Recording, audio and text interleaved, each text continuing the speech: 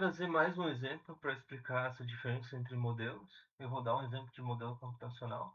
Aí a gente vai trabalhar ele ao longo da disciplina de forma prática, então eu vou trazer um exemplo mais teórico, de algo que nem está relacionado com termofluido também, um exemplo mais do dia a dia, né? Eu vou trazer o exemplo da previsão do tempo. Uma das primeiras pessoas, foi um dos primeiros modelos computacionais, né? Prever o tempo foi uma das primeiras utilizações lá para modelos computacionais.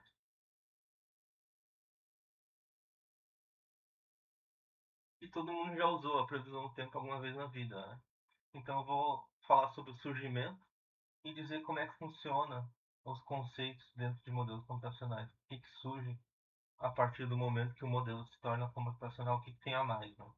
Então, uma das primeiras pessoas a estudar a previsão do tempo e fazer um modelo computacional para isso foi um cara chamado de Edward Lorenz.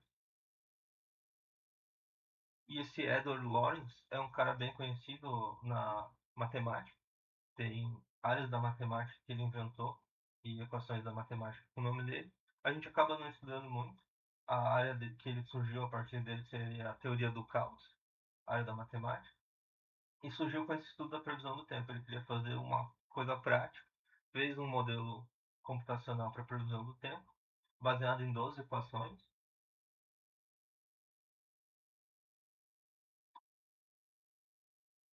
Então, algo bem complexo sendo simplificado com 12 equações, algo que o computador da época conseguia resolver.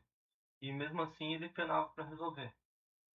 Então, as equações dele se baseavam muito na termodinâmica, envolvia coisas como pressão, temperatura, velocidade, umidade, relações interessantes da termodinâmica, como a pressão alta não deixar formar nuvens, né? A pressão alta não deixar condensar a umidade. Então, uma zona de alta pressão, né? Quando eles falam na previsão do tempo, uma zona de alta pressão, normalmente é um dia quente, ensolarado, né? Não deixa formar as nuvens e é um tempo agradável. Mas ela pode sair, ela pode migrar para outra região de baixa pressão e vem uma zona de baixa pressão em cima, que é quando, depois de um dia quente, de repente tem uma zona de baixa pressão e começa a condensar repentinamente toda a umidade que está na atmosfera e formar um monte de nuvem, ter chuva, tempestade. Pode mudar completamente dependendo da pressão, pode mudar, ir para uma região e para outra dependendo da velocidade, pode mudar em consequência da umidade. Então ele correlacionou aqui 12 equações, 12 variáveis, tentar prever o tempo. Ah, como o computador da época era bem precário, ele tentou simplificar o modelo dele para conseguir ter previsões mais rápidas, fazer a coisa funcionar de forma mais sustentável. Então, uma das primeiras coisas que ele pensou em fazer para simplificar é pegar uma variável lá dentro do programa dele, que estava sendo um número, como 0,56072, ele pegou um número e truncou, diminuiu o número da casas decimais, porque daí ocupava menos espaço, menos processamento, e cortou pela metade. Seria aquela coisa da programação de ter um double int, tantas casas decimais, e simplificar para um número pela metade, né, para um número menor de casas decimais. E o que ele esperava fazendo isso é que desse mais ou menos o mesmo resultado, né, a previsão do tempo, desse mais ou menos a mesma chance de chover, ou mesma deu sol, vai continuar dando sol, vai mudar um pouco os resultados, né? Claro que se trabalhava com pressão, temperatura, então ele pensava que seria consistente, diminuir as casas, ter um resultado mais rápido, embora não tão preciso. E o que aconteceu, ele descobriu aqui a matemática do caos. Descobriu que o tempo está regido por equações diferenciais complexas, né? E é dependente muito das condições de contorno. Então, usando todos os casos decimais, ia dar sol e de repente deu tempestade, trocando os resultados, deu uma coisa completamente diferente.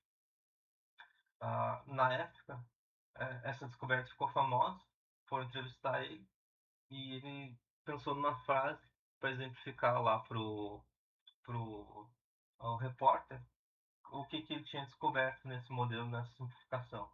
Ele mandou o estagiário diminuir as casas decimais e estragou o tempo, né? Então ele falou que era comparável uma borboleta na África bater as asas e acontecer um tornado nos Estados Unidos.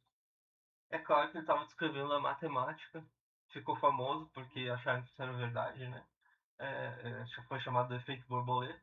É claro que ele estava descrevendo a matemática, o modelo simplificado dele, não estava descrevendo o tempo em si, né? Não faz sentido isso de uma borboleta bater a asa e surgir um tornado. Ele não é tão estável assim, né? Mas quando simplifica muito algo complexo, digamos que para ter precisão absoluta, saber do tempo em tudo quanto é local, ao longo de milhares de anos, tu teria que ter, seria um problema computacionalmente não resolvível, por causa que teria que ter um computador, digamos, do tamanho do planeta, funcionando perfeitamente para descobrir o que tudo acontece na atmosfera, porque a atmosfera é algo como um todo, né?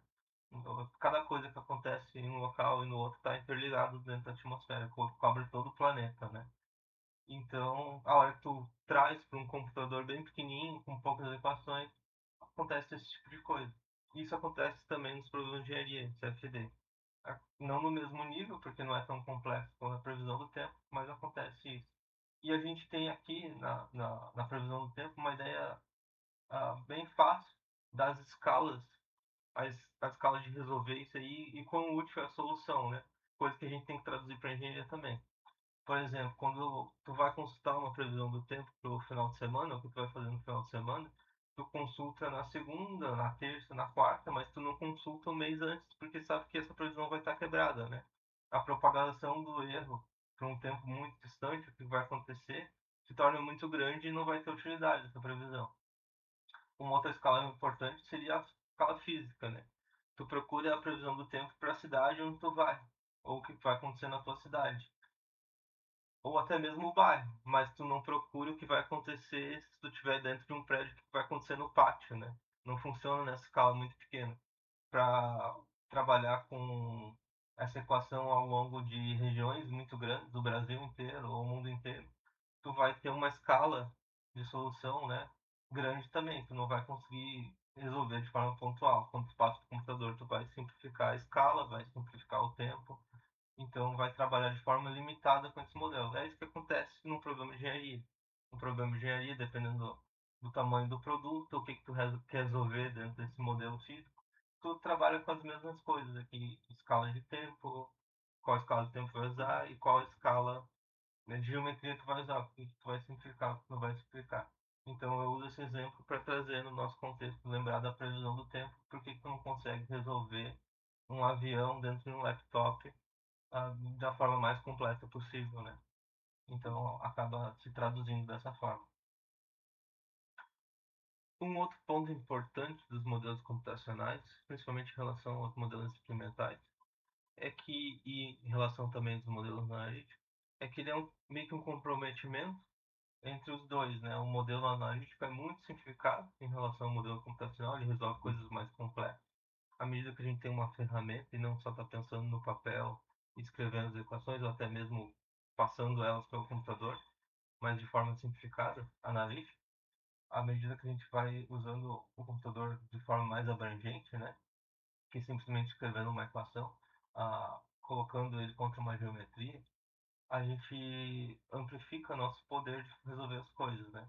Então, o analítico seria muito simplificado, o experimental seria a realidade, mas daí tu está colocando erros ao fazer o experimento, está às vezes simplificando o que tu quer fazer para dar conta de fazer um experimento, às vezes não pode levar o experimento tão ao limite quanto tu levaria se fizesse no computador, pressões, temperaturas tão altas, ou, ou simplesmente tem erro, muito erro de medição, então tu está trabalhando entre a realidade e a simplificação extrema, né? E se torna também muito mais barato. Por exemplo, como eu estava falando de um avião, se tu for pensar em 12, 20 modelos de asa diferentes, testar cada asa dentro de um túnel de vento grande, construindo a asa do avião e testando cada iteração da asa, 20 modelos de asa, talvez leve 20 anos para construir um avião, saber o melhor tipo de asa e construir um novo avião. 20 anos de desenvolvimento seria muita coisa e muito custo também testar cada asa.